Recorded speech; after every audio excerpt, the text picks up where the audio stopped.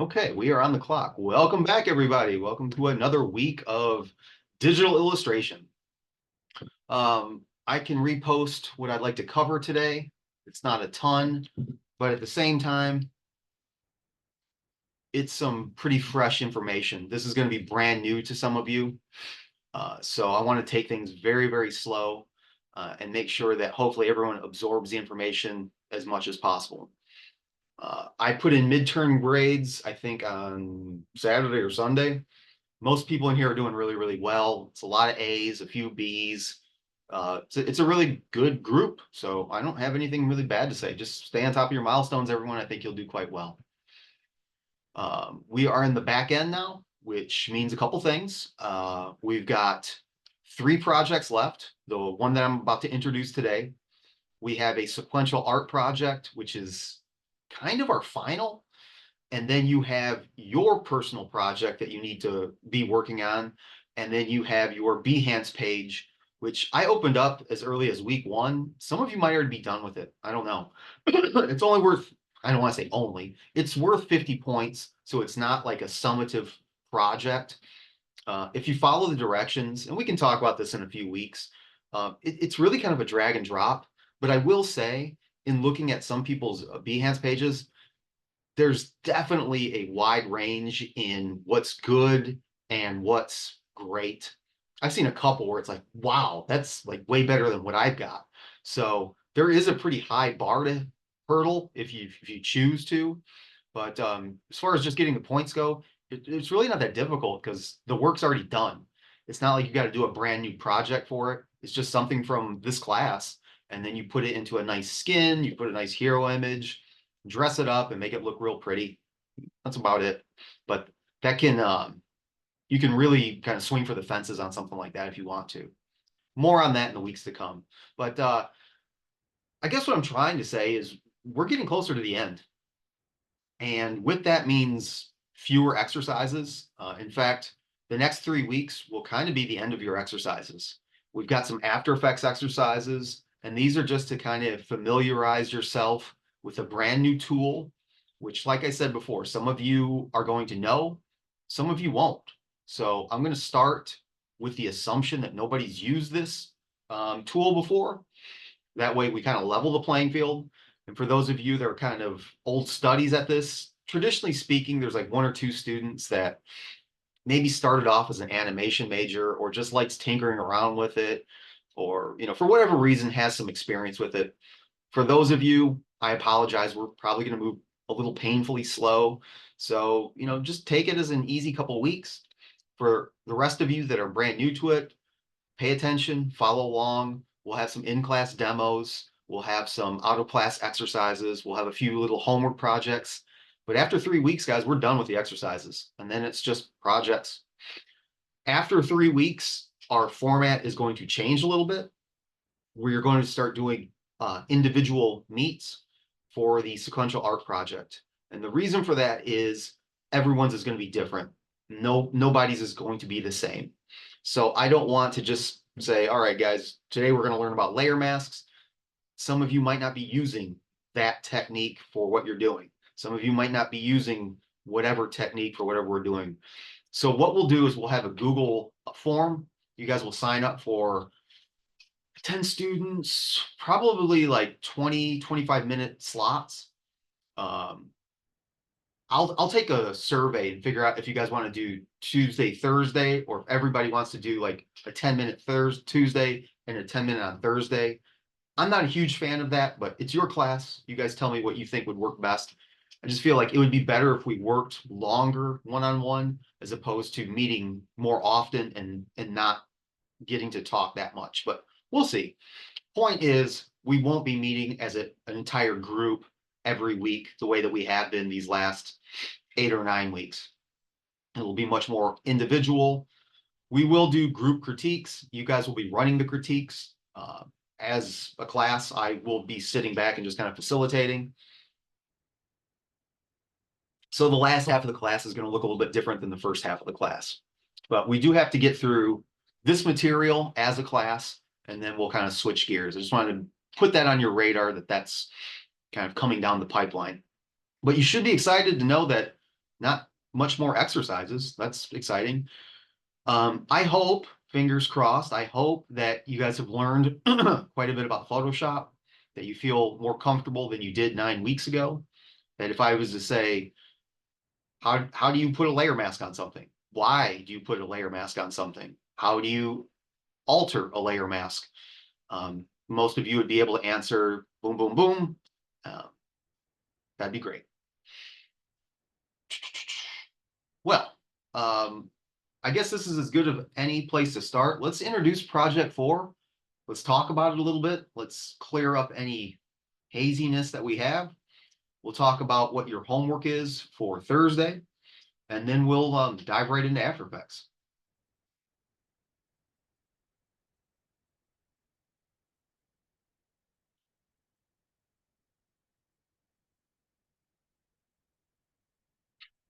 Okay, our classroom.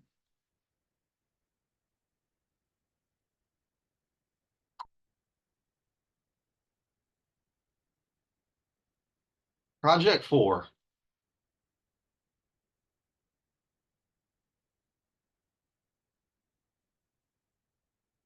I want to take our time discussing this project because it has changed a little bit and it can still change a little bit depending on what your storyboards look like on Thursday.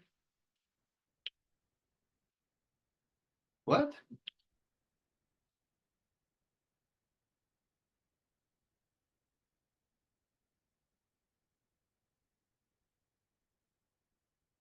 So for this project, you're going to be doing some type of animation. Now that is a very broad statement, and let's keep it kind of broad for right now.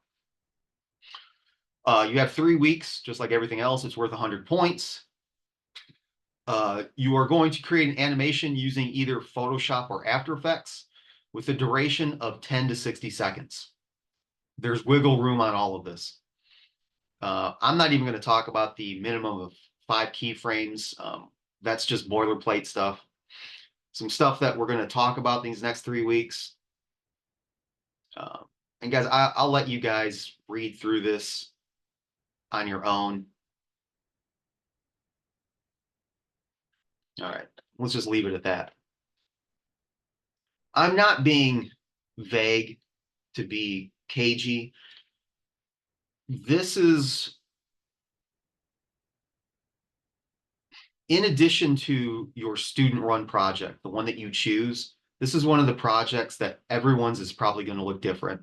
So it's difficult for me to write a project and tell you what it needs to be because everyone's is going to be different. Some of you will choose to do a traditional animation where it's a straight ahead, frame by frame, drawing by drawing animation. That's fine. Some of you will choose to do more of a motion graphic, like an animated logo. That's fine. Some of you will choose to do a very mini narrative.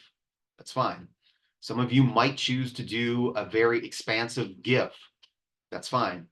Some of you might choose to do like a title sequence for a fake movie or TV show. Again, that's fine. So there's a lot of options that you can do here. That's the reason that the project is kind of vague in its description. Now, I just laid out 4 or 5 examples of what you could do. We'll talk about strategies to effectively complete a lot of those in the days and weeks to come.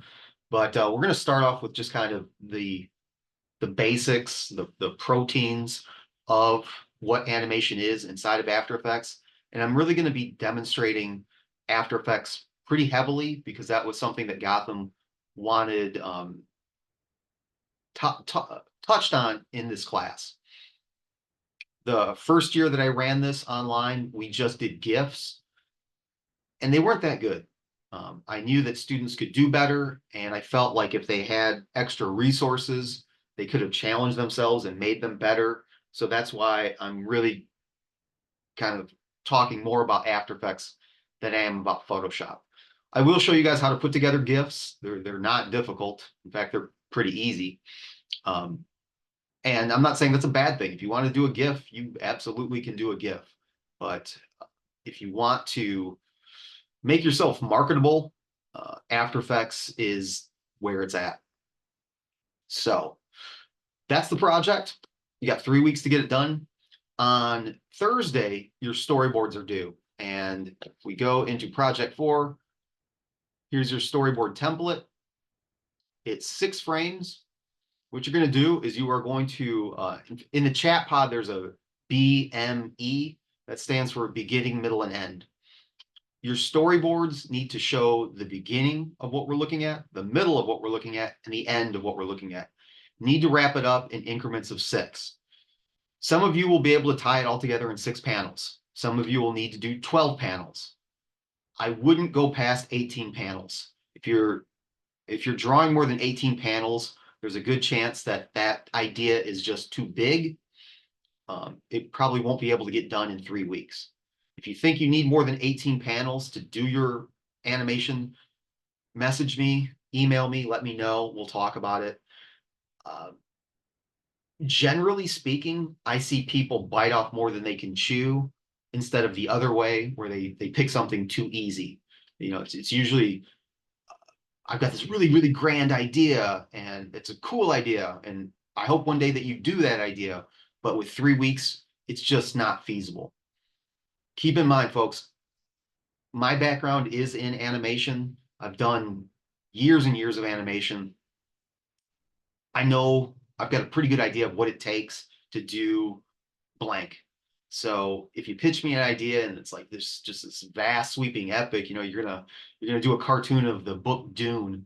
Sounds awesome. I can't wait to see it, but it's just not for this project. Okay. We need to keep it quite simple. That's why if you don't know where to start, I would probably encourage you to do a motion graphic. Just animate a logo. Make up your own logo, make up your own brand, choose something that you like, and then just morph into it.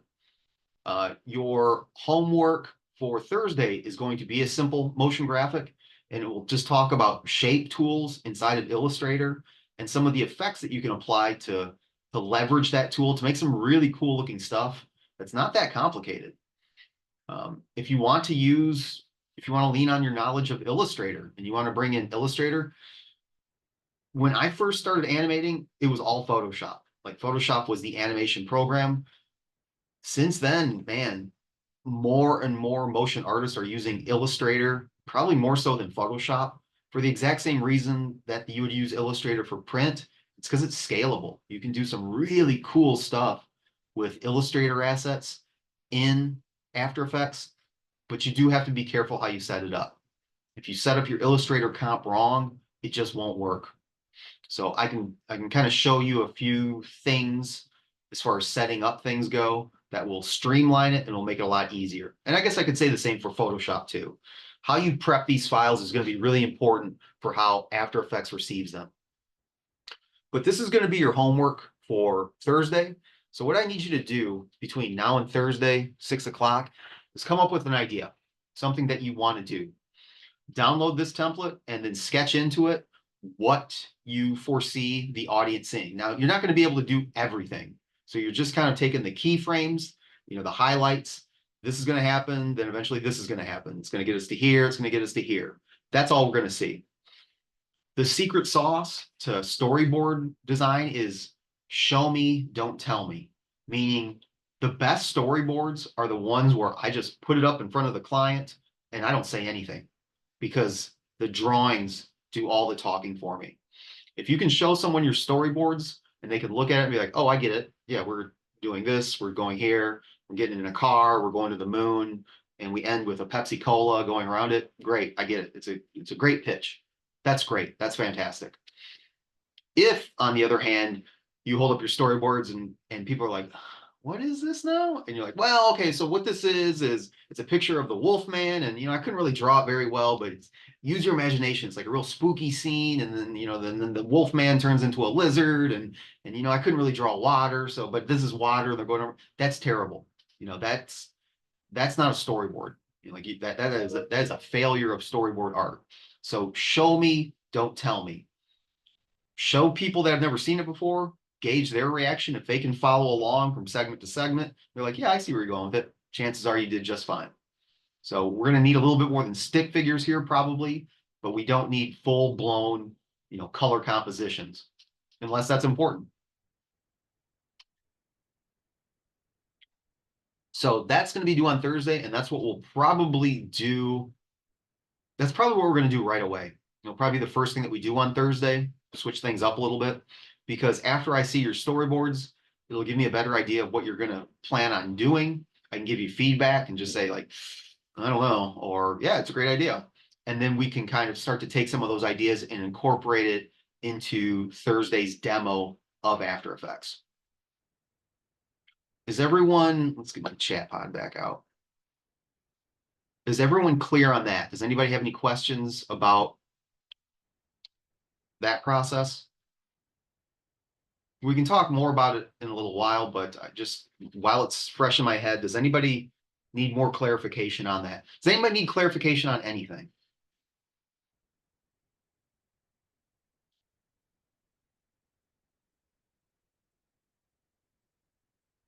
So everyone understands what we're doing and how we're about to start to do it with the storyboards. The only thing that you're going to be submitting for this project will be your storyboards, a 50% render, and the final. So there's not going to be any process. There's no pre-visualization on this one. There's no put it into context. There's no 5-panel PDF. This one's a little bit different. And for almost all of you, these comps are going to be at a different resolution. They're going to be at 72 DPI, which again is completely different than what we've been doing. We've been using inches and 300 DPI. Now we're going to be using pixels and 72 DPI. Our color space is going to be RGB.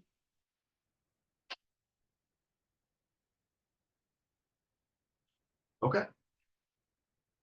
All right. If everyone's good, let's move on. Real quick, folks, give me kind of reactions that we got here.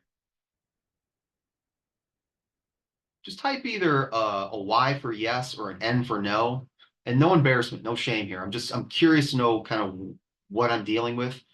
Who here has experience in After Effects? Just drop a Y for you have, N for no. Okay, good. 1 and 1. Okay, we're about 50-50.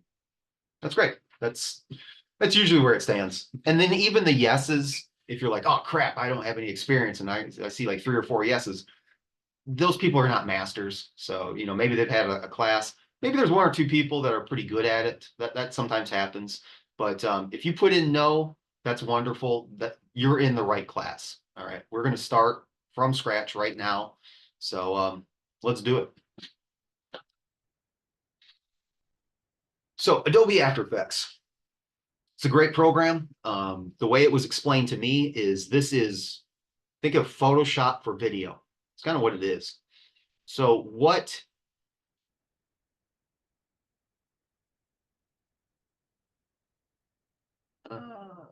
is what isn't After Effects? Maybe we'll start there. After Effects is not an audio editing program. It's not what this program does.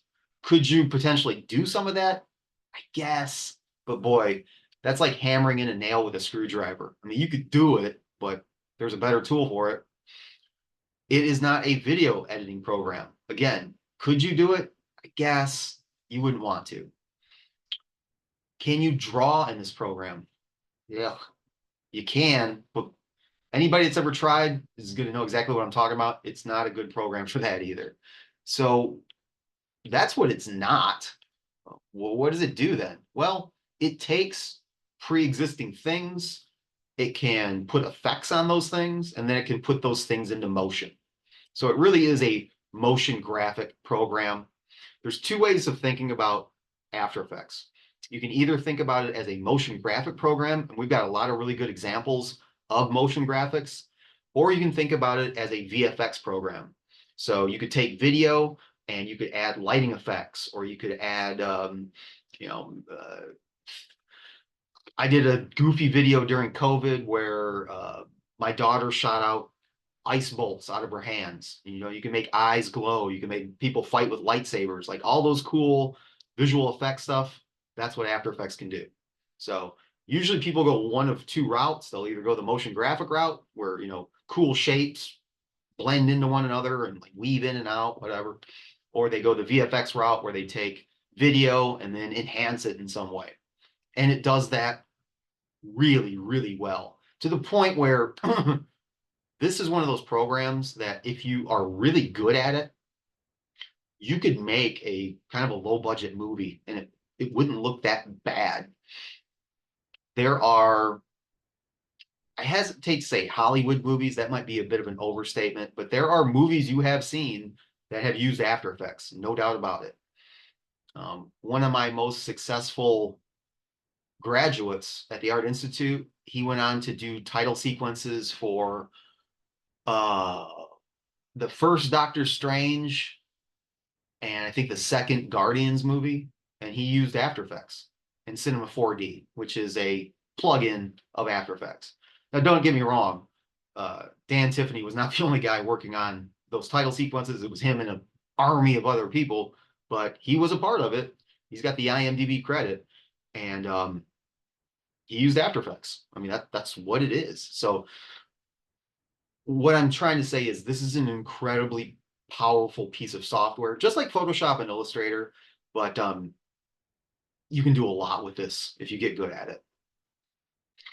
All right, just like anything else, After Effects, you got to kind of tell it what to be at first. You know, you don't just open Photoshop and start drawing. You got to define a space.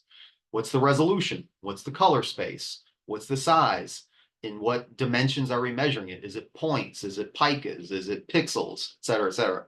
After Effects is no different, but there are a few more things to keep in mind. I will say that unlike some other programs, After Effects is very forgiving, thank God, in that if you make something and you want to change it later, you can do that. It's not like you're stuck. So at any point in time, if you want to change the duration, the size, the pixel aspect ratio, all these nuances of the program, it's just a click away. So if you kind of screw it up, I mean, trust me, it's better to get it right the first time, no doubt about it. But if you kind of mess it up a little bit, there's wiggle room. Okay. So what we need to start with right now is a new project. So I'm going to go to new project. And when I go to new project, not much happens. Guys, I'm going to, if you've got questions, do me a favor, just unmute yourself and shout them out, because I'm going to shy my my little view pod here because it's in the way. This is one of the few programs where I really need like the entire space here. I can't get clustered here. So if you need something, you're not going to throw me off, just unmute yourself. I can't see the chat pod right now. I can't see anything. All right. So this is the default After Effects workspace. And I know it's probably very intimidating at first. Trust me when I say I'm going to make this as easy as possible. In fact, I'm going to go to Window, Workspace, and I'm going to go to Essentials.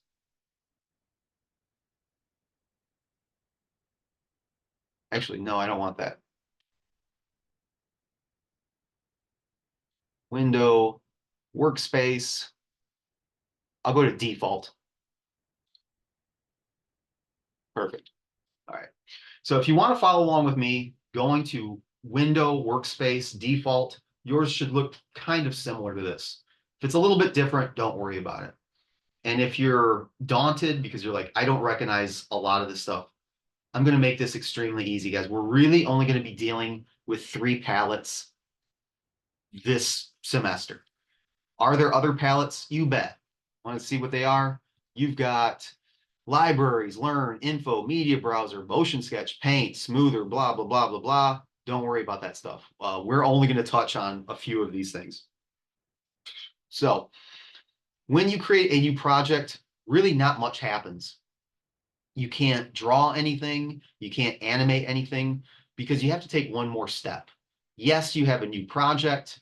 Yes, you could actually save this project, but there's nothing here really to save.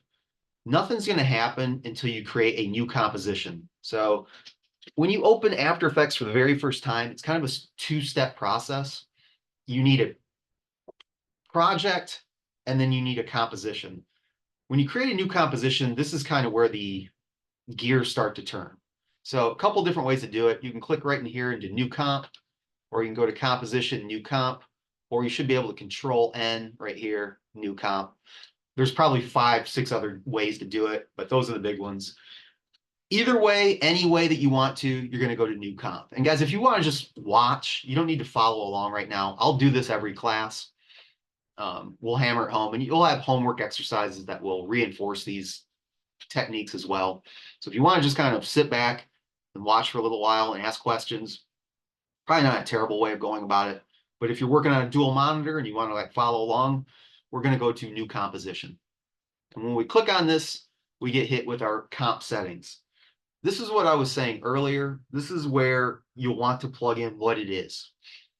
As I said before, it's very flexible. You can change this at any given time, but I'll leave it set to the default name. It's called Comp 1. That's totally fine. And we've got 3 different areas here. We've got Basic, Advanced, and our 3D renderer. All we're going to touch on this semester is Basic. We've got some presets. Drop these down. We got a whole bunch to choose from. You might even have more, depending. What are these? These are the size of the rectangle or square or whatever that we're going to make. So if we're doing an HD TV, we could do 1920 by 1080. Some of these numbers might ring a bell. You might have bought a television that was 1920 by 1080.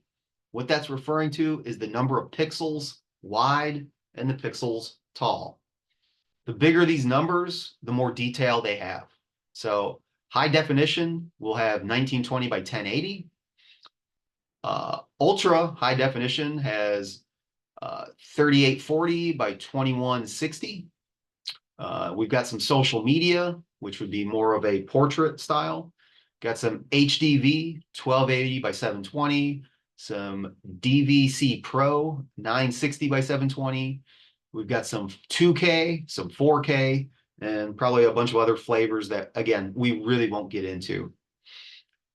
For these demos, we don't need like 8K and 4K. I mean, those are cool. And I know that some people are like, oh man, you know, my Hasselblad shoots at 8K. That's awesome. That's great. We don't need that. So we can just stay with something, you know, fairly light right now. I think what I'm going to do is just stay with a HD 1920 by 1080. The second number here where it says 24 FPS, that stands for frames per second. I'll explain what that is in a moment. We've got a bunch of different FPS. We've got 25 FPS, 2997, 2396, and 30, and a bunch of other weird numbers.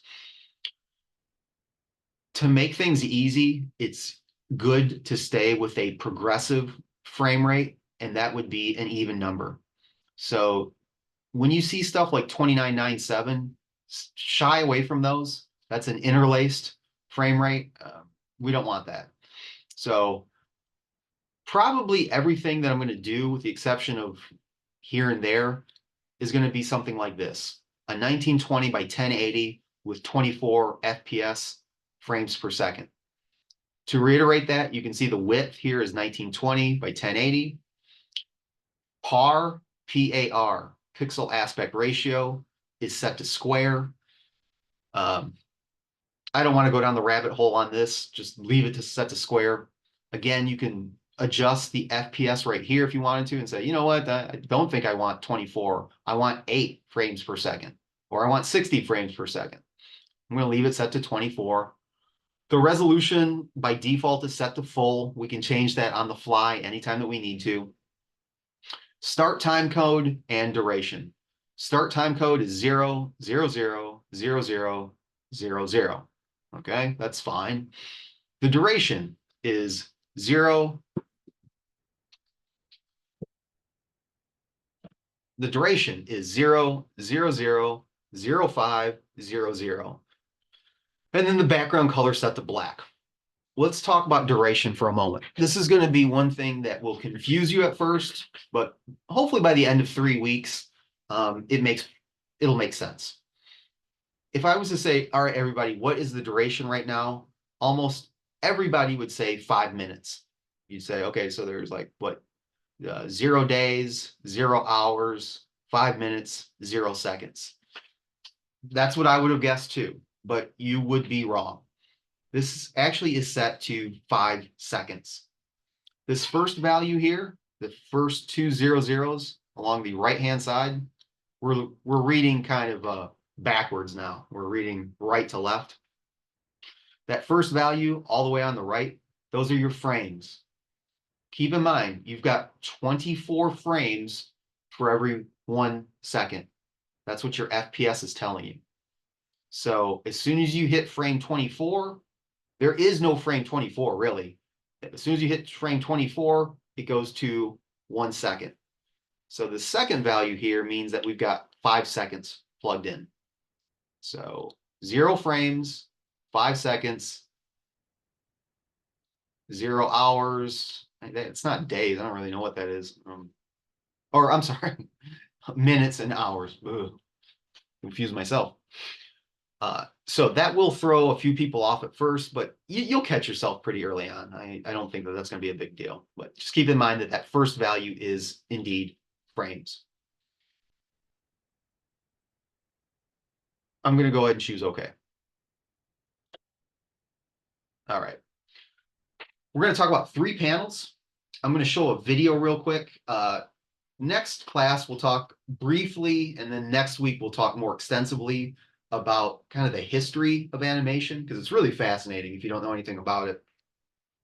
But I want to show a real brief clip that hopefully explains what this concept of persistence of vision is. But table that for a second. All right. So what we've done here is we've created a composition. So the 3 panels that we're going to pay attention to this semester is the project panel, the comp panel, and the timeline panel. So let me show these again. In fact, I'm going to tear off this effects control here. So now it's just a little bit light. This is a liquid interface, meaning that when you click, hold, and drag something, everything else moves. All right, so we've got a project panel over here on the left, our comp panel, and our timeline panel. Those are the only 3 that you need to worry about. That's it. Everything else is just bells and whistles. Don't even worry about it. With those 3 panels, you can do a very robust, gorgeous looking animation, and you don't need anything else. Like, this is the driving force. If you've got questions about the other stuff, let me know. But those are the 3 I want everyone kind of dialed in on the next 3 weeks.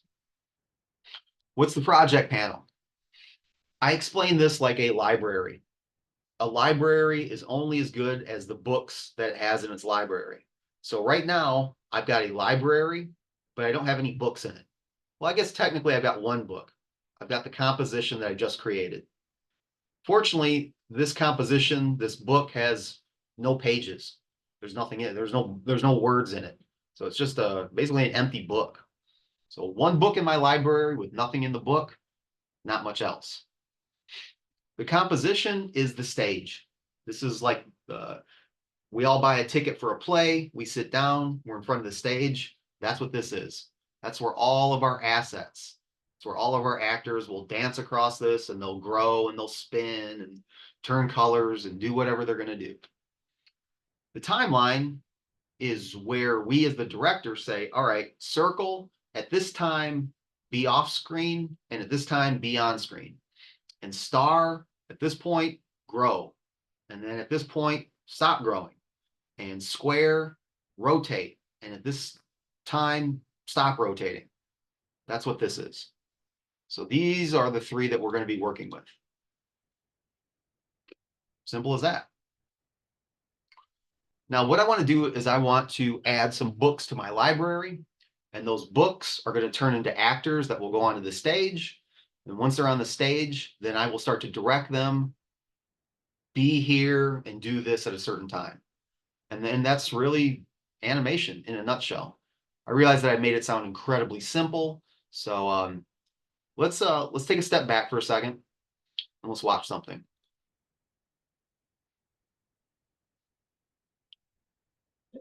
Offers hourly employees health care on day one for the whole family. All right, so we're getting into the Halloween season here. Pretty topical. We got Sleepy Hollow. I don't know if anybody has seen this movie, but this does a really good job of getting at the heart of what animation is and certainly was. So Johnny Depp's character is kind of like a pseudo-scientist here, and he's got what's called a thaumatrope. Maybe you guys have seen these things. I've got some. I have no idea where they're at right now, but they're little circular discs on a piece of paper with two strings, and when you pull the strings hard, like kind of taut, the circle will spin. And on one side of the circle is an illustration, and on the other side of the circle is a separate illustration. But when they spin very quickly, the two illustrations kind of merge into one. So let's take a look, and maybe you guys have seen something like this.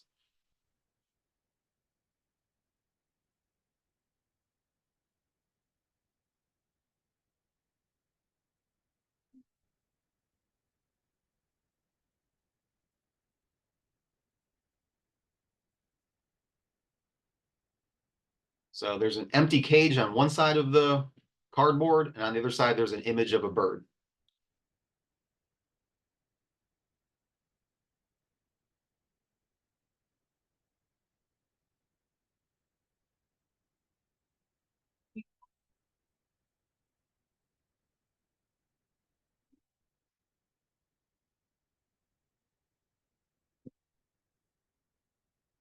Okay.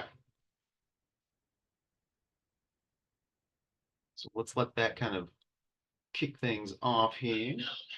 Well, and also, when Carpenter does Halloween,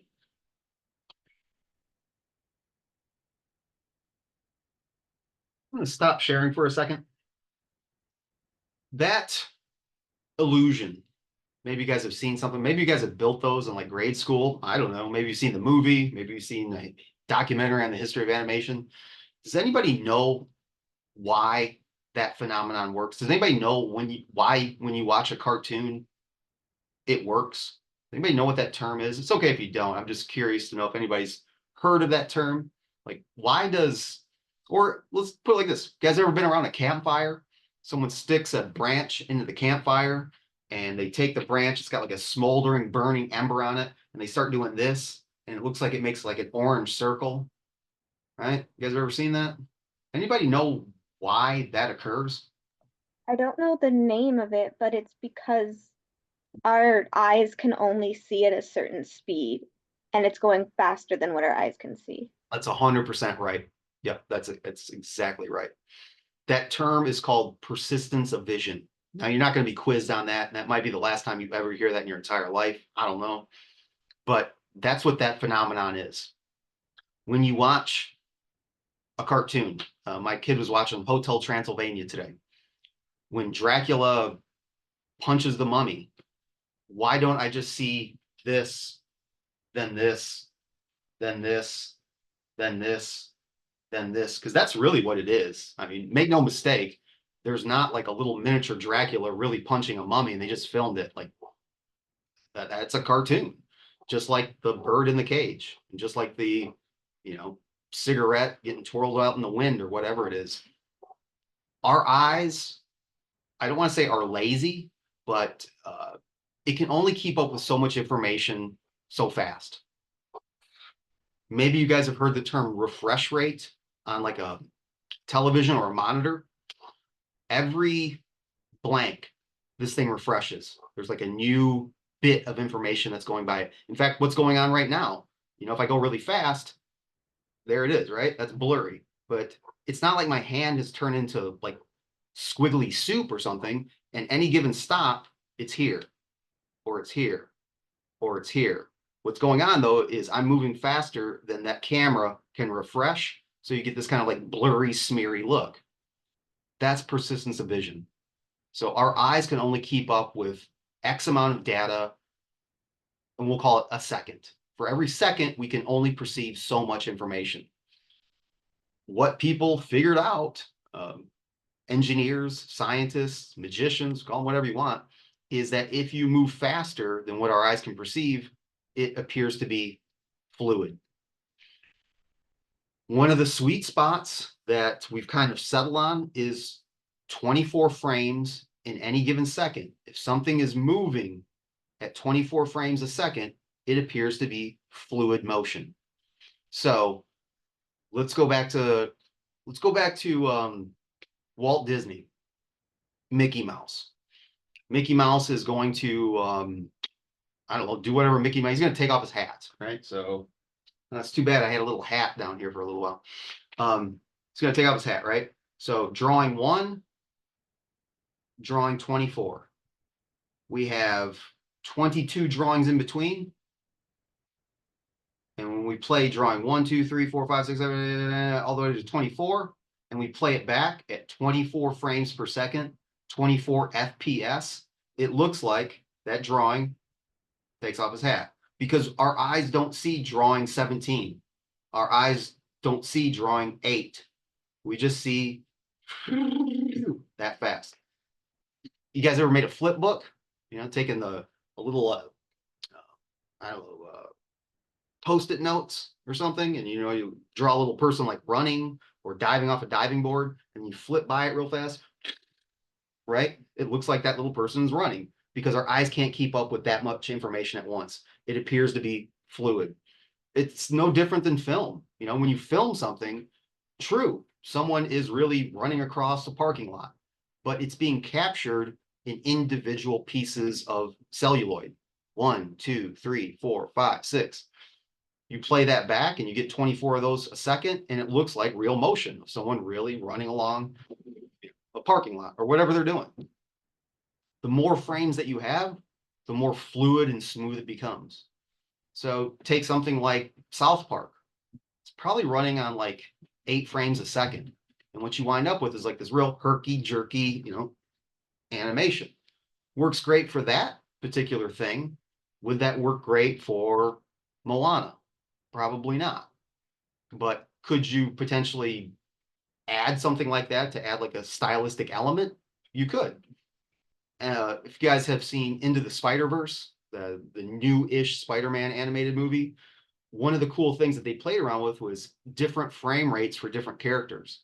So some characters would be moving at 4 frames a second, while others would be moving at 60 frames a second. And then when you put them on screen together and composite it together, you get this like really weird, jarring thing where if you're not in the know and you're like, wow, that's weird. Like, how did they do that? They're just running on different FPSs. And it creates a kind of a disassociation. And if you do it right, it can be really, really cool. But the higher that FPS, the more fluid the motion becomes. The slower it is, the lower it is, the more choppy it becomes. There was a popular show in the 90s called Squiggle Vision. And what they did is they would tape it at really high FPSs, then they would slow it down to low FPSs, then they would speed it back up again to high FPSs. And what would happen is you would get these kind of like static shots, but the lines around them, the holding lines would like be blurry and squiggly and jarring. And it was just kind of like this, almost like a neurotic way. It was a show about a therapist. Like they would have comedians on and they would tell about all their like, idiosyncrasies and problems and stuff. So they'd be sitting on a therapist couch, and it lended itself pretty well because they were like all blurry around the edges and looked real weird. But you can do a lot with FPS if you're smart. For us, for what we're doing, guys, let's just stay right now with 24 FPS. That is kind of a tried and true frame rate. It's one that makes sense. If you think you'd like to try something different, let me know ahead of time. I can advise you on like, that might work, or let's not do that. I don't think that there's any reason right now to deviate from the standard 24 FPS. And just to let you know, that's what movies run on. So like if you go see whatever movie's out right now, chances are, good chance, it's 24 FPS.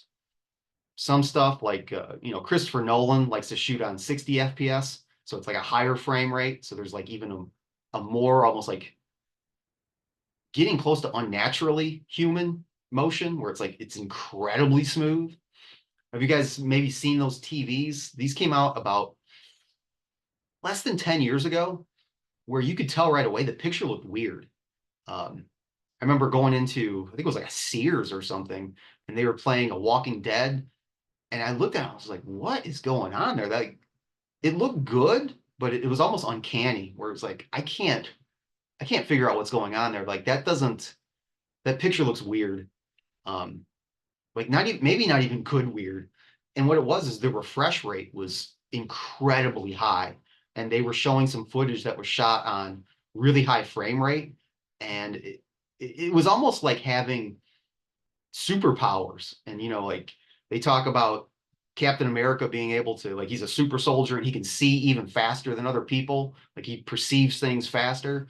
It kind of looked like that. Like I felt like I'm seeing things almost unnaturally in time. It had to do with frame rate. So if you've ever seen something like that and you're wondering, like, man, that picture looks good, but kind of strange, there's a good chance that the refresh rate is cranked incredibly high up. Disney, all Disney is 24 FPS. That's like their go-to thing. Whereas some of the cheaper cartoons that came out, like your Warner Brothers and your Hanna-Barbera, those things were like 12 FPS. They would cut it in half to save money. Still look good, but a little bit choppier, not nearly as fluid as like a Cinderella or Sleeping Beauty or something. I would like to see that, Rachel. I would be curious if you find a link to that. I'd be curious to see that. Let me That see if I actually, can find it again. yeah. If you see it, post it into the chat and we'll watch it because that could be interesting. At 24 FPS, if take a look at some old Disney sometime. Just Google, I don't know, 101 Dalmatians or Pinocchio. The the animation is so smooth. I mean, it's just incredibly smooth. And it's just got like a graceful elegance to it. Even if you don't like those cartoons, I'm not here to say like, hey, you should be watching Disney. I don't even really like Disney that much, but you cannot take it away from the animators. Think about this. If this hasn't set in just yet, for every 1 second of footage, there's 24 drawings in there. So it's not just the Dalmatian running up the steps. If it takes the Dalmatian 3 seconds to run up the steps, just 3 seconds gone, right? 24 times 3, 24, 48, is that 64? I don't know, my math stinks. But that's a lot of drawings just for 3 seconds of footage. It's a lot of drawings. So if you are thinking about animation, particularly traditional animation, 2D animation, you need to start drawing fast, like real fast. And you need to start drawing stylized. And that's the reason that cartoons kind of look the way that they do. It's hard to do fully fleshed out, incredibly looking animations. I mean, it can be done. It's going to take an incredible amount of time. But when they're done and they're done well, they look gorgeous. Part of the reason that I personally stopped animating is I got burned out. Like if I had an idea and my idea was 2 minutes, it would take me like half a year. The biggest animation I worked on, it took me a year, and it wasn't that long. Looked good. I won some awards for it, but it's like that was a year of my life. Whereas now I do comic books, and I'm not saying that one's better than the other, but I like to just get my ideas out there. And when I'm done with my idea, I want to move on to another idea. So I can do a comic in, a couple weeks, couple months. So I can just crank out a lot more ideas. All right, let's take a look at that.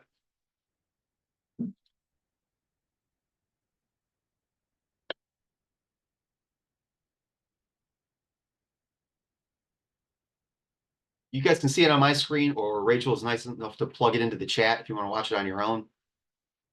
All right, so this is 24 frames per second, and then I'm assuming that at some point they're going to kick it up to 60. So There's multiple scenes, so it's going to compare each scene.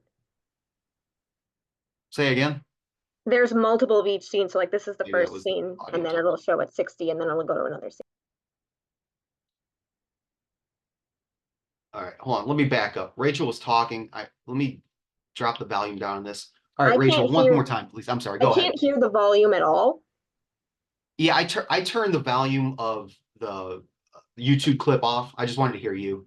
Oh, before I couldn't even hear the volume. Before you even turned it off, there was no volume for us. Oh, okay. So there might not be volume. I don't think we're going to miss anything with the volume. So Yeah, there is volume on the video, but I think it's just not working. Basically, it's showing a couple of scenes from Mulan, first at the 24 FPS and then at the 60 FPS.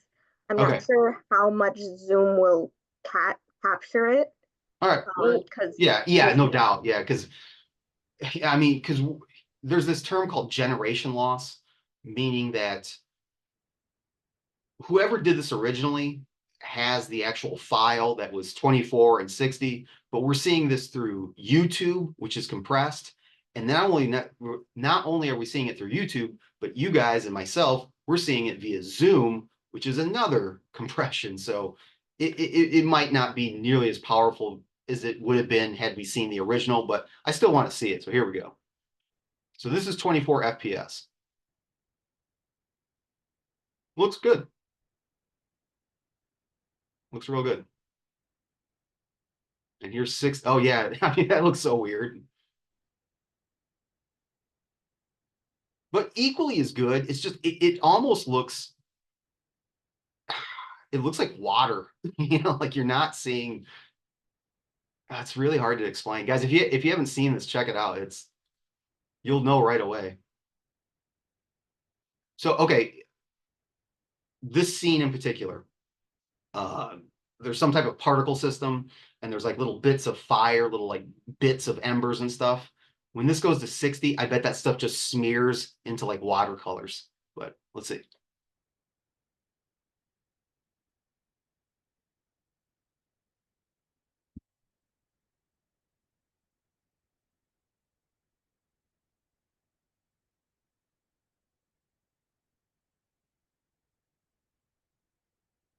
It almost looks 3D rendered.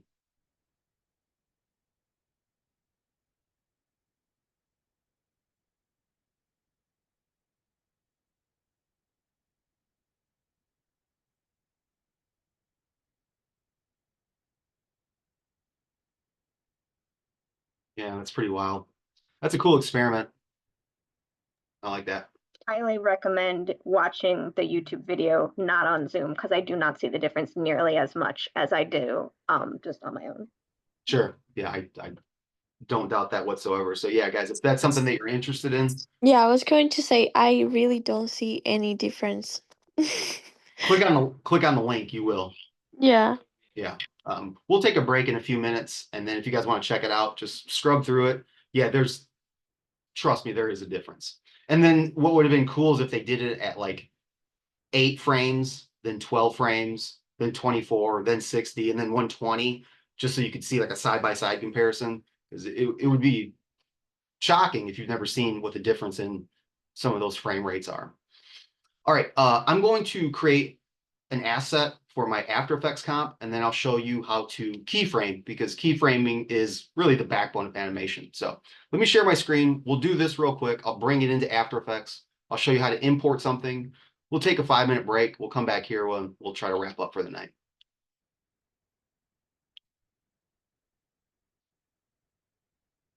Okay, so I'm back in After Effects. I don't have any books in my library, so it's time to make a book.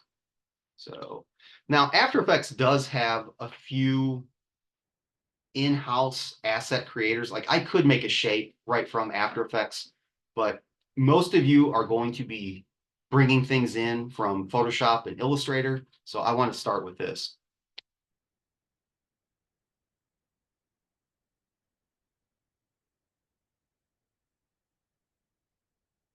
Okay, so we'll go to File, New. Now this is where I should probably set my composition up to mirror my After Effects comp. So I think I was 1920. I'm not going to guess. Go to comp settings. 1920 by 1080. So I'm going to go to film and video. 1920 by 1080. It's right there. This is important, folks. 72 DPI. That's really important. Do not create assets at 300. I know it's tempting, but it's just, you don't want to do that. It's way, way too big. So 72 for animation. Make sure that your color mode is set to RGB. If you're CMYK, it won't work. Choose create. All right, so here's my stage. I'm going to make a brand new layer. Let me just make a shape. Start with a star.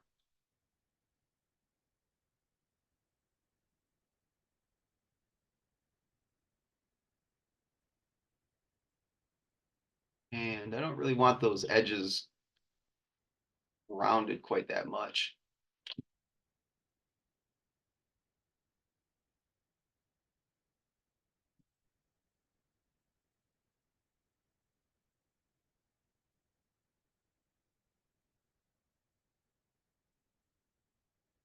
Perfect. Okay, let's do a star that is red. Let's change the stroke to nothing. All right, so there it is. It's labeled star 1. I don't really need my background, so I'm going to take it and just trash it out. All right, so I have a star on a transparent background. This will be just fine. So I'm going to save this, file, save as. Now, this is an important step, folks.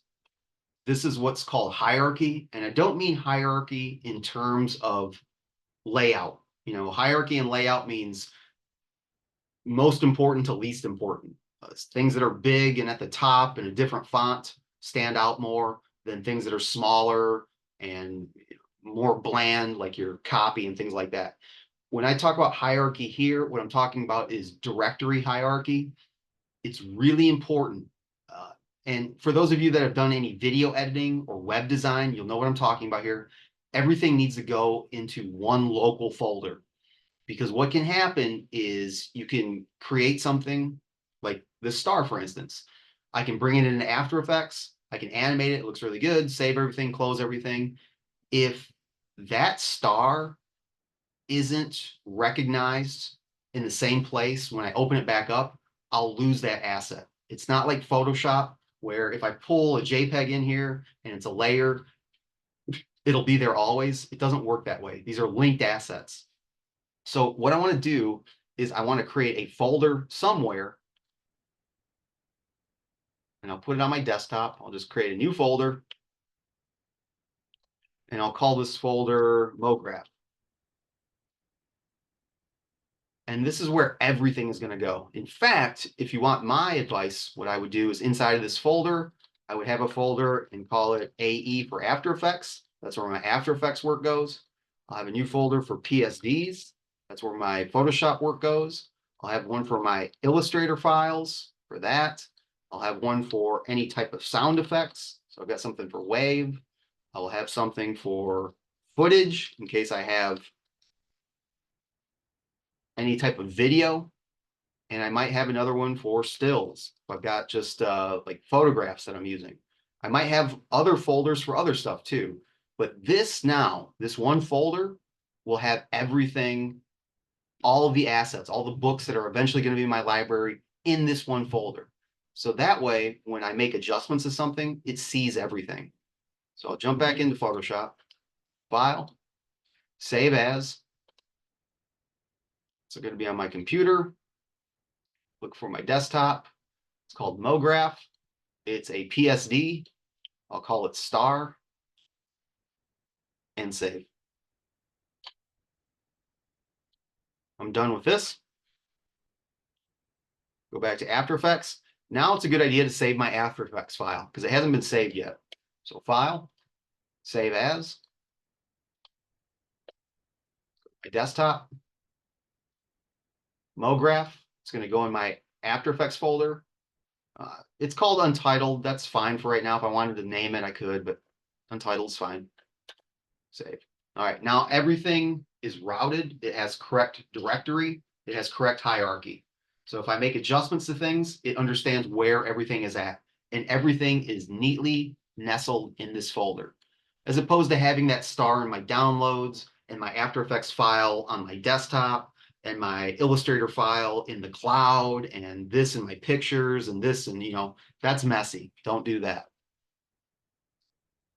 All right, let's bring in that star. I'll go to File, Import, File. Got to find it. It's on my desktop. It's in my MoGraph folder. It's in my PSD folder. There it is. Now you get hit with an option here, and this is kind of important. You are allowed to bring it in a couple different ways. You can bring it in as footage. Footage is going to be a flattened file. So if you had layers, you're going to lose your layers. You can bring it in as a composition, retain layer size, or you can just bring it in as a composition. These two are very similar, but this retain layer size is important. I'll show you what that means later. Let's just do footage for right now. Choose import. It gives me one more option here. So import kind. It says, you sure you don't want composition, retain layer size? I'll choose footage, choose OK. And here's my star. So I have one book in my library right now, and it's a star. But if I pull this out to the stage, just click, hold, and drag, pull it out. There's my star. Now check this out. I'm going to turn on my transparency grid right here. Just like that. So I have transparency, but you'll notice that the star, the bounding box, is the size of the composition. It's not the size of the star. That could be a problem. Not yet, it's not, but moving down the line, it eventually could be. So I'll turn that transparency grid back off. So here's my star. Looks pretty good. You can see that the star is in my bookshelf. And it also, when I pulled it out to the stage, it dropped it into the timeline. So I'm really ready to get animating. So I think this is about as good as any place to, let's take a 5-minute break. It's 8:05. I'll pause the chat, and when we come back, we'll animate it. And we'll talk about keyframes, we'll talk about in-betweens, and we'll just kind of talk about how to put this thing together. Answer any questions. We'll probably be out of here around 8:45, barring any demos or questions that we got. So I got to take a break, go to the restroom. So let me stop sharing. Let me pause the chat here. All right, let's get back to it. We still got a little bit to cover. I'd like to get to the point where we at least understand the backbone of what animation is, and we can't do that until we cover two topics, and they are intrinsically linked to one another: keyframes and in-betweens. Let's see if I can find a picture real quick that might highlight this a little better.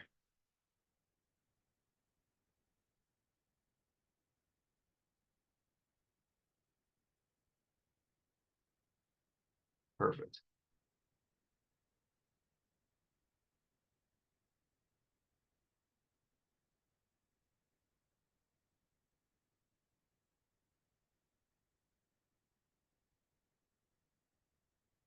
That's a pretty terrible drawing, but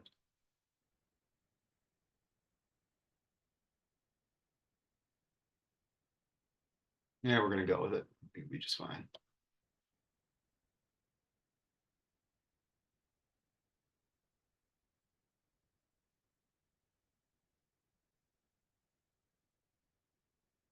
Pardon the bad resolution, but hopefully you guys can see this. This is a good example of a walk cycle and the keyframes that it takes to do something like that. So what you've got here is, we'll call this frame 1. We'll call this, let's see, 2, 3, 4, 5. We'll call this frame 5. So here, I'll get a little pen out so we can circle these things.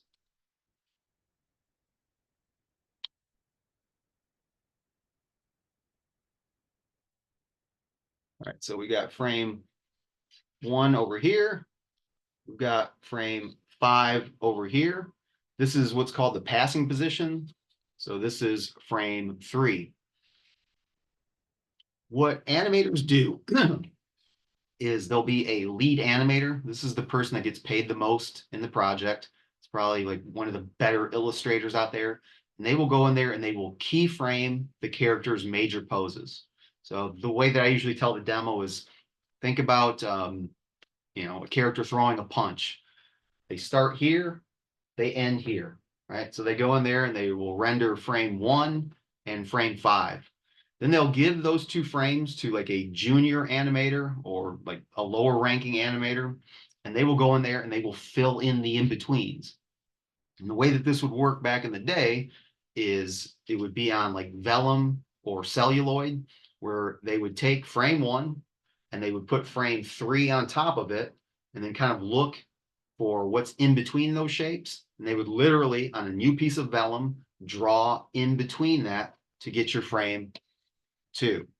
Then they would take frame 3 and frame 5, lay them on top of one another, take a new piece of vellum, put it on top, and that gets you your frame 4. Then they would photograph frame 1, 2, 3, 4, 5, and play it back. Boom, boom, boom, boom, boom. And the illusion is it creates a walk cycle. So you've got your keyframe, and probably a keyframe, and then this is your in-between, and this is your in-between. And that's how traditional animation works. Simple as that. After Effects, depending on how we are animating, will do the in-betweens for us. All we have to do is tell After Effects the keyframes. So how do we do that? We talked about the library, aka the project panel. This is where all your assets go. This is your stage. This is where all the action takes place. This is what the viewer will ultimately see. This is where we're going to focus in on now. This is the director's chair. This is the timeline panel. So what you're looking at down here is a current time indicator, or what people call the CTI, or what people in the know call the city marker. City for CTI, current time indicator. Some people call it a playhead. It all means the same thing. So you can click, hold, and drag, and you can scrub this playhead to any point in your animation. You'll see a time signature over here on the left-hand side. So right now, I'm currently at 2 seconds, 14 frames, 3 seconds, 13 frames, 4 seconds, 15 frames, 0 seconds, 0 frames, all the way out to the very, very end, 4 seconds, 23 frames. Remember that last frame is the 5-second mark, but because 0, 0, 0, 0, 0, 0 counts like a whole number, that rounds up to your 24th frame to give you a full 5 seconds. All right. So let's say that we want the star to start off of the stage, and then at 2 seconds, we want the star to be right around in here. How do we do that? The star, or really anything except for sound, anything that you've got, be it a piece of typography, a piece of video, graphic from Photoshop, if you twirl this layer down, you got a little chevron arrow here, twirl this down, you have a transform property. And then if you twirl this down, you have 5 animatable properties. How do I know they're animatable? Take a look at any one of these things. You'll see the icon for a little stopwatch. This stopwatch means that it's animatable. Now, that might not mean a whole lot right now, but as we get deeper into this program, you are going to see more stopwatches, and then more stopwatches, and then more stopwatches. And guess what? Even more stopwatches. You're going to start to realize that there are so many animatable things in this program. It's almost like too much. It's like, oh my God, you can animate that, and then you can animate that.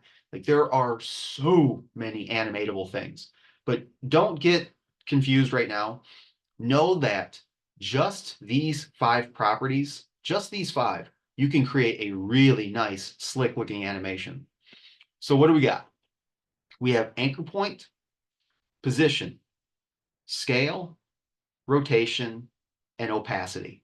Now, they're pretty self-explanatory, more or less, but occasionally people get a little bit confused. I will say this. We will demo anchor point one time, and one time probably only, unless somebody has a very specific need for it. Anchor point is the one value that not many people need to animate. So for right now, let's just pretend that it doesn't even exist. All I'm going to focus on is position, scale, rotation, and opacity. So here we go. Put on your guessing hats. If I want this thing to move from over here to over here, what value do you think I'm going to want to animate out of those four? Anybody want to take a stab at it? Probably the position one, right? Yep, you would probably be right. To give you an idea of what these do, let's do position. I'll move the position. Yep, goes left to right or top to bottom. What does scale do? Small or bigger? What does rotation do? Twirls it around. What does opacity do? So all of those are on the table to be animatable. And we'll play around with all of these in the next 3 weeks. But let's keep it simple for right now. Let's just do position. All right. I want this star to start off stage left. So I'm just going to click, hold, and drag and move it off stage left. It's not there. And what's there, it's just we can't see it. Think of it like it being in the wings of a stage play. How do I tell After Effects start here and end here? The way that I'm going to do it is I'm going to click the stopwatch. Stopwatch is where all the magic occurs. So when I hit this stopwatch, one thing is going to happen in my timeline. So be looking right here. I'll click my position and then boom. See if you guys can see it. Right there, there's a little tiny diamond. That diamond is a keyframe.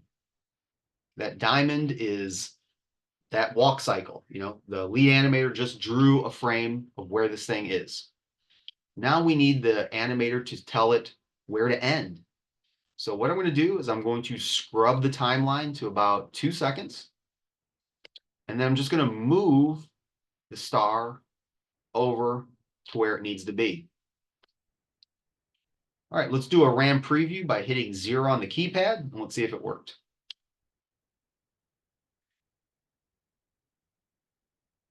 Just like that, folks, we have done our very first animation. Now, this is going to happen, and I apologize in advance. I didn't create this software. I wish I did. I'd be very rich. But what you're going to do, what I've done, what everybody does, is let me blow these keyframes out. You're going to do this. You're going to come over here and be like, okay, I want the star to start off stage left. So I click on a keyframe, boom. And then I'm going to come over here and I'm going to add another keyframe because I want it to end over here. And you're going to click the stopwatch again. And you think you would add another keyframe, but watch what happens. Not only did you not create a new keyframe, you blew out your first keyframe. This is important. I'll say this every class, probably multiple times a class. You only need to click the stopwatch once. Clicking the stopwatch once sets a keyframe. How do you make a new keyframe? You alter its value. You move the city marker somewhere, and then you alter the value. So for instance, pull the city marker back to the beginning, click on that stopwatch, boom, I've locked it in. I've got that first keyframe. I'll move the city marker out to 2 seconds. Move this over here. And you can see that wherever I end this position at, it adds that new keyframe. So let's say that I go to 1 second and I want the star to go down some. Click, hold, and drag. So now my animation looks like this. I got 3 keyframes in there. Don't believe me? 1 diamond, 2 diamond, 3 diamond. What if I wanted to end where it began? Come out to the very end here, click, hold, and drag, and pull it back off the stage.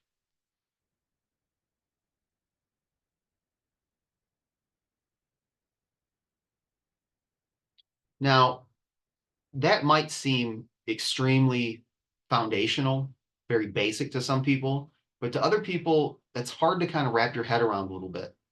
So what I would ask that you start to practice this, and you can just do it with real simple shapes like stars and circles. It's totally fine.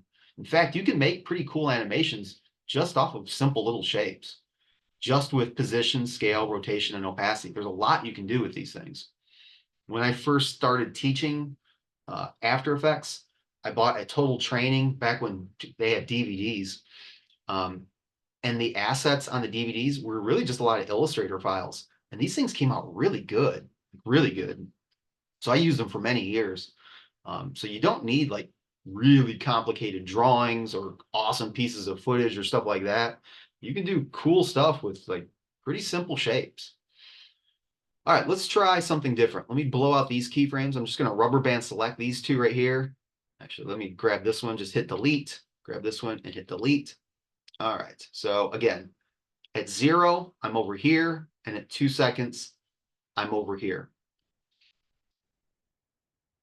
If I want to speed up this animation, let's take a look and see how slow it moves. All right, here's some bonus points, questions here, see if anybody's paying attention. If I want to speed this up, if I want the star to not be as slow to get from A to B, should I take this keyframe right here? Would I move it to the left or would I move it to the right? To the right. I Okay, mean wait, I what's the right? I heard a lot to the left. If you thought to the left, you were right, not moving it to the right. If you thought moving it to the left, you would be correct. So if you said to the left, correct. Why would I move it to the left? Why would that make it faster?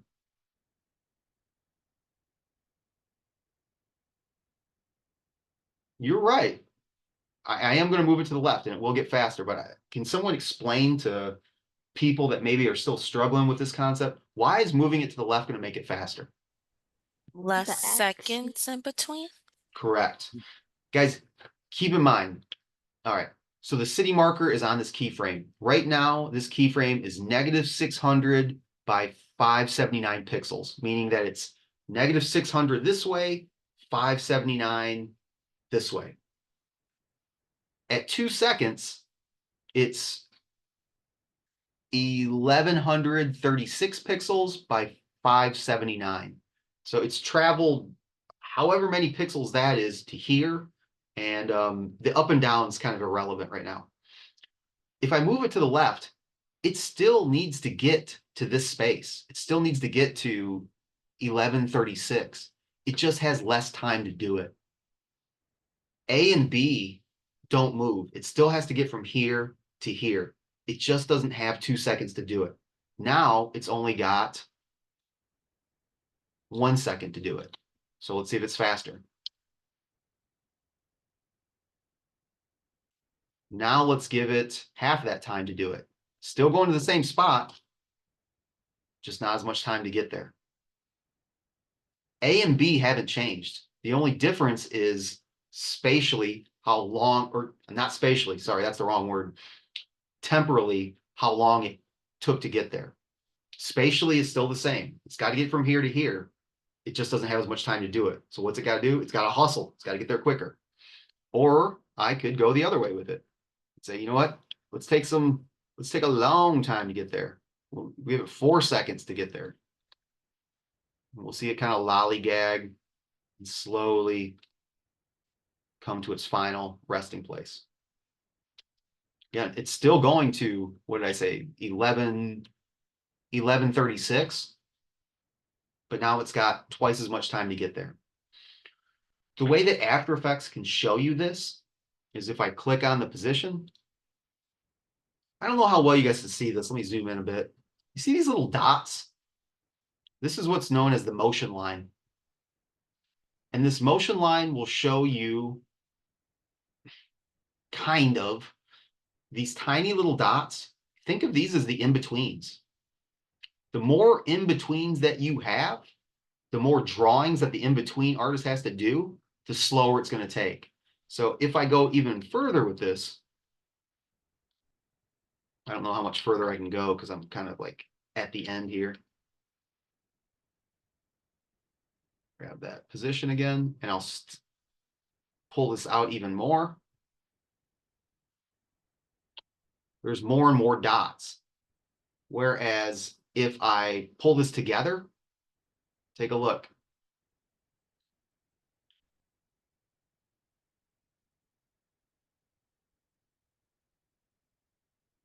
So now it's got to get there super quick. There's only 1, 2, 3, 4, 5 dots in my motion line.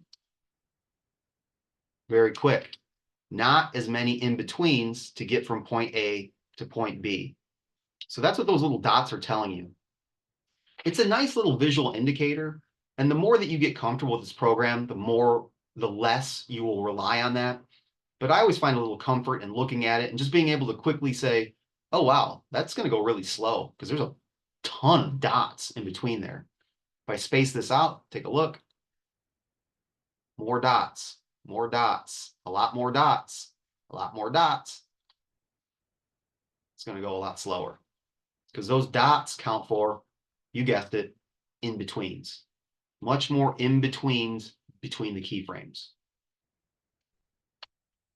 All right, let me zoom out a little bit.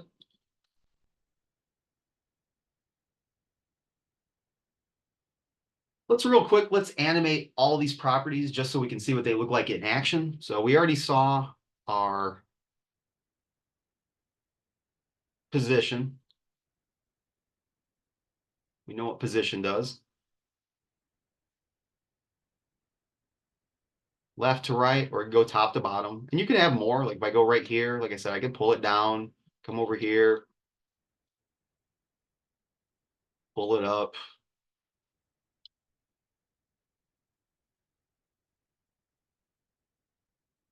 All right, so that makes sense. What about scale? Maybe I want it to start off big and then get small. Maybe kind of look like it's drifting away farther. So I'll click on the scale keyframe. I'll come over here to the very end and I'll click on the scale keyframe again. Or will I? No, I won't. Because remember, if I click on that again, I'm going to lose that keyframe. So don't need to do that. I'll just alter the scale and it will immediately generate a new keyframe for me. Okay, let's see what that looks like. Smaller, smaller, smaller, smaller. Okay, that's cool. But what if I want it to go big to small to big? I could just grab this keyframe. This time I'll just move it more towards the middle. Come to the end here, and I'll set a new keyframe by making it large. So it should get big to small to big.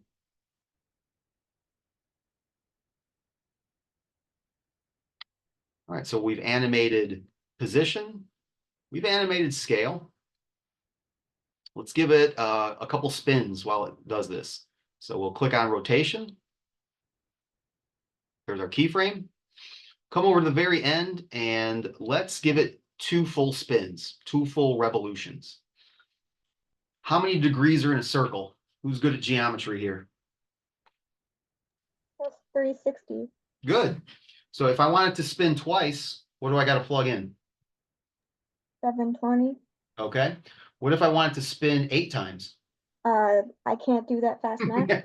Thank God, because neither can I. But fortunately, After Effects has said, you know what, guys? You guys are artists. Maybe you're not the best at math. So if you want it to spin 8 times, what if I gave you the option to just do revolutions or degrees itself?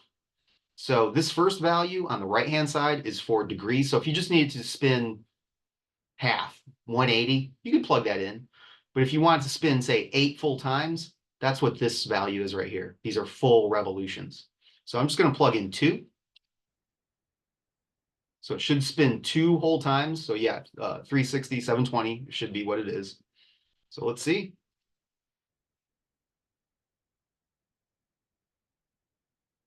That's working. And then last but not least, let's have it fade off and fade back on. So we'll have it start at 100% opacity. Right around here, we'll have it dip down to, I don't want to go down to nothing. We'll go down to 50%. And then we'll end with 100%. So it should just kind of dim out and dim back on.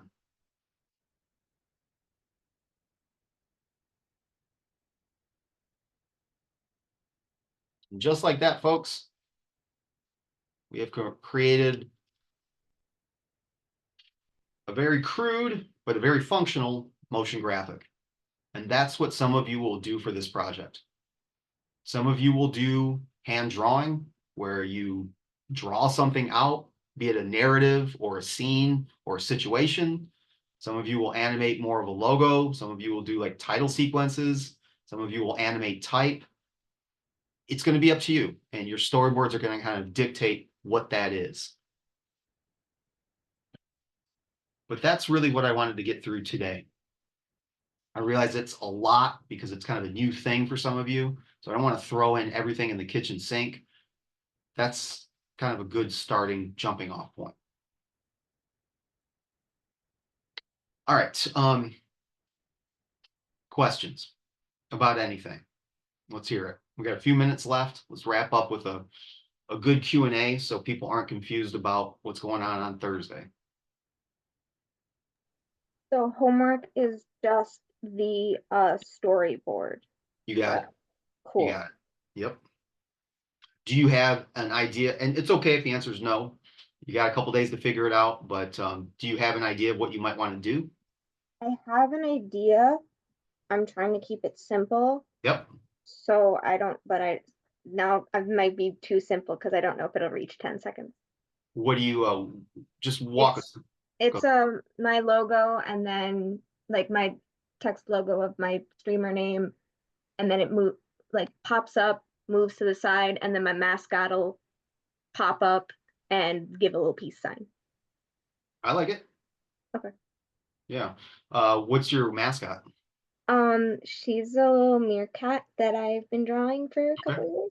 So what I would do is, and your logo is like a type treatment? Yeah, it's basically like my name and text and bubbly letters and a color.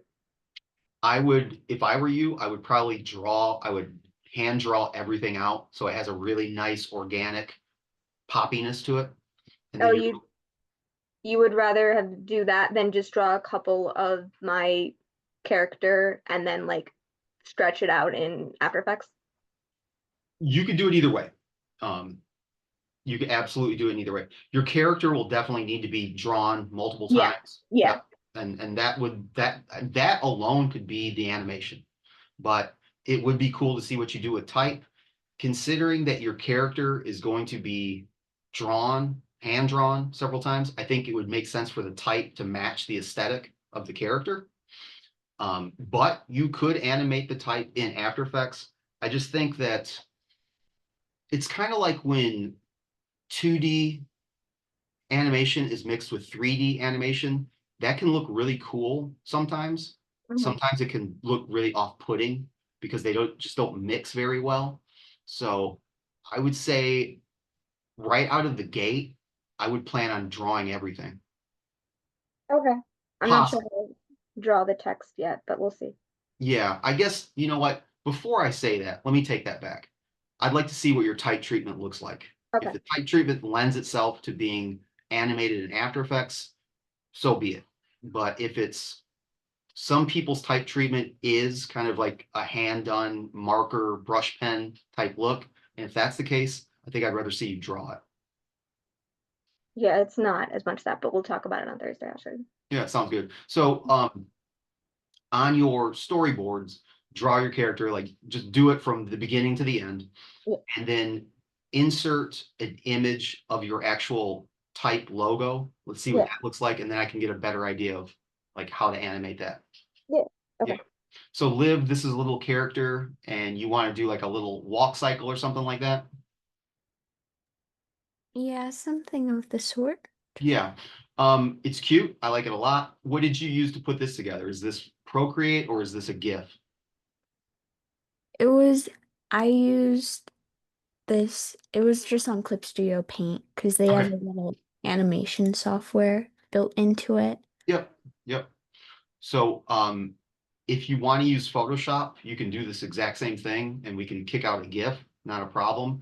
What I would like to see is walk cycles are great because they loop and they can loop indefinitely. So it's pretty cool. But I would like to see it do something different.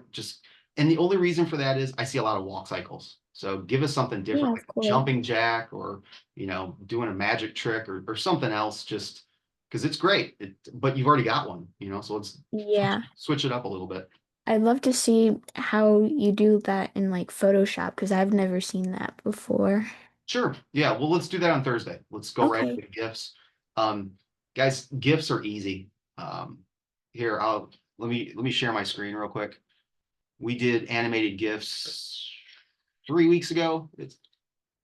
And I've got one loaded up.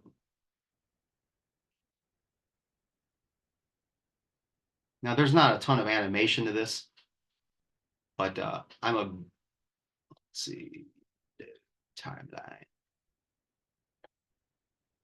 Oh yeah, there's actually not a lot of animation to this at all. But use your imagination. There's actually like 9 more frames of this. Let me stop this. Let's see if I got a better one.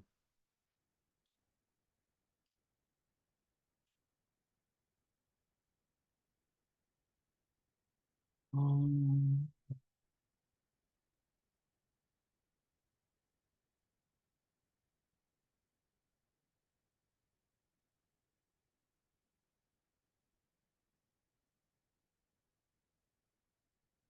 might be in here.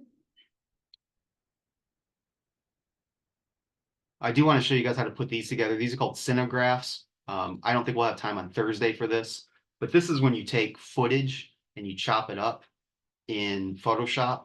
These are pretty eerie if you do them right. Mine's off a little bit because it shakes, but I'll show you some examples of some pretty cool ones.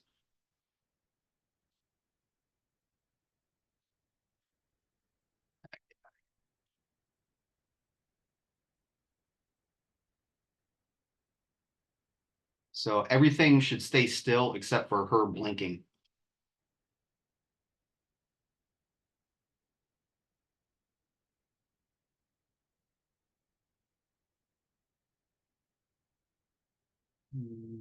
Looks like it's running at a weird FPS. Let's see if it works.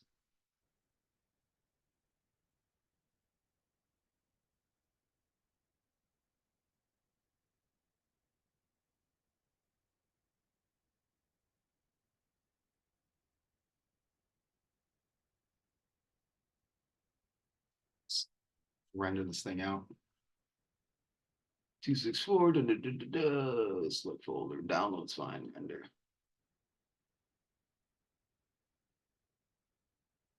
Give this a second to render. We're not going to talk about renders until next week, but whatever you choose to create your animation, be it Photoshop, After Effects, you're not going to be submitting the Photoshop or After Effects file. You need to render it. And this is a way of packaging the animation so people that don't have these programs can see playback. So that's what's going on here. You're taking all the frames, compiling it. In this case, it's going to be a H.264. We'll talk about codecs, compression, decompression next week, Tuesday or maybe Thursday. Again, I'll make it super simple. We're all going to use the same codec. This is taking a lot longer than I actually thought it would, but I think it's because it's rendering over the cloud. When you guys render these things, they won't take this long. And I'll go back to the GIF and then we'll be done for the night.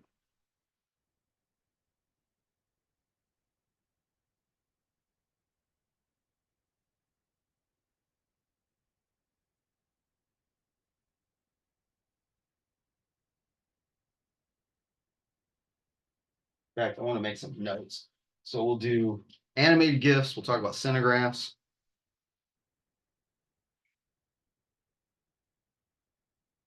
I want to do a quick history of animation. And I want to talk more about After Effects and things that you can do inside of there after we take a look at your guys' storyboards. Getting there, getting there, getting there.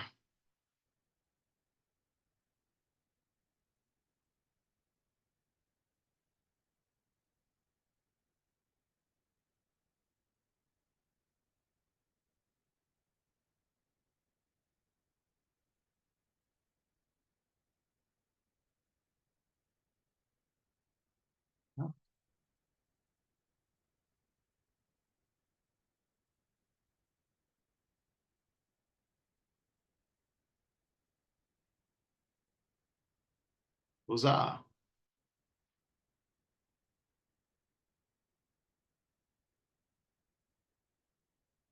Should go in my downloads.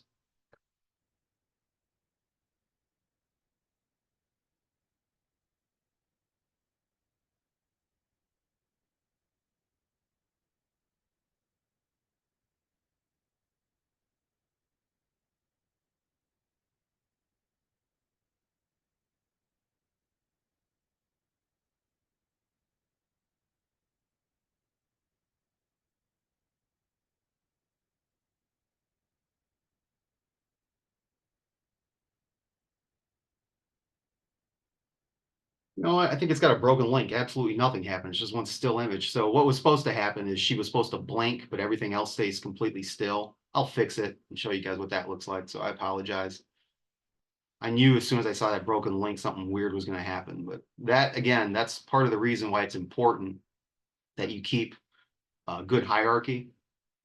Let's see if this one.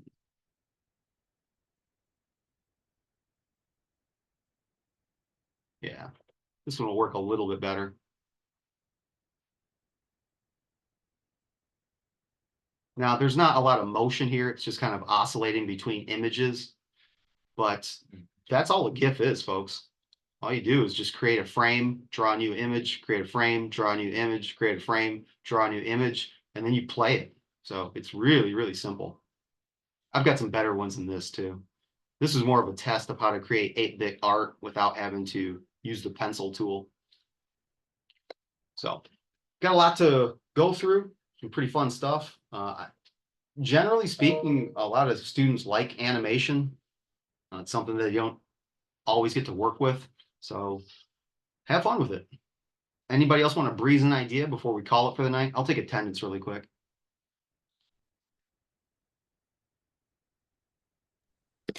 I don't have an idea yet, but my Okay. brain hurts. This was a lot. It is a lot. I would agree with you.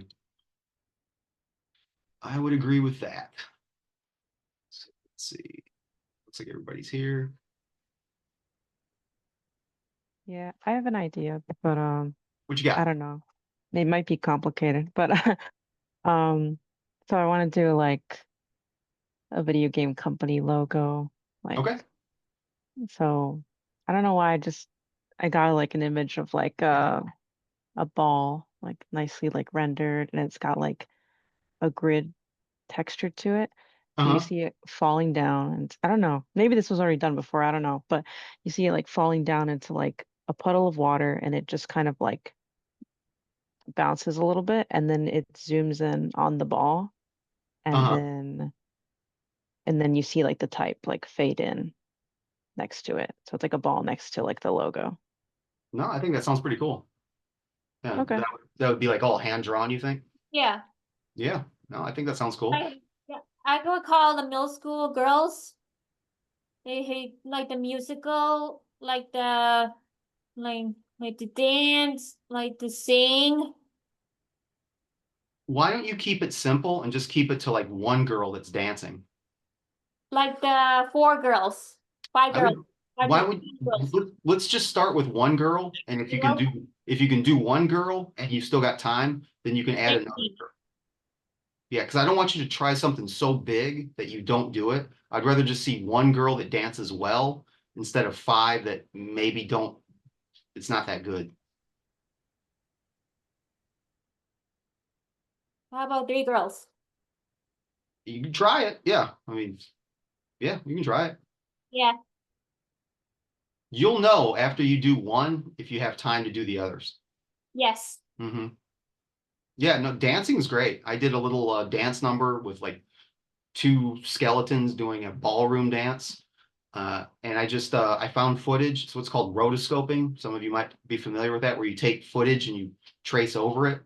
In fact, I've got a rotoscoping demo somewhere. If I can find that, it came out pretty good. If you guys want a rotoscope, that's cool too. Yeah. Yeah, that can be a lot of fun.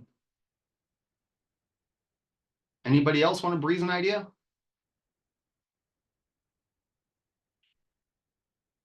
All right then. Yes, I agree with Darshane. It was a lot. So let's end it now. We'll meet back on Thursday, guys. Get your storyboards done. We'll talk about them. If it's good, get started. If it's needs some work, we'll talk about it. All right, everyone, have a great night. Thanks for being cool with me starting a half hour late. I appreciate it. Thursday, we should be on time. So I'll see you back here at 6:30. Have Hey, a good night. Thanks. See you guys. Thank you. Well, thanks. For the Thank you. storyboard, for the example, Okay. like the crowds, middle school crowds. Yeah, the crowd should, I would just leave the crowd as like probably a still image. I wouldn't worry about the crowd. Just focus on the girl dancing. Studying. He's studying. Okay. Well, let's see what your storyboards look like and then we can talk about it. Okay. Well, how is someone for the storybooks, the storyboards? Download the template and then just draw what you think it's going to look like. Okay, Okay. for PDF? That's fine. Yeah. Okay, see you later. Okay. See you on Thursday.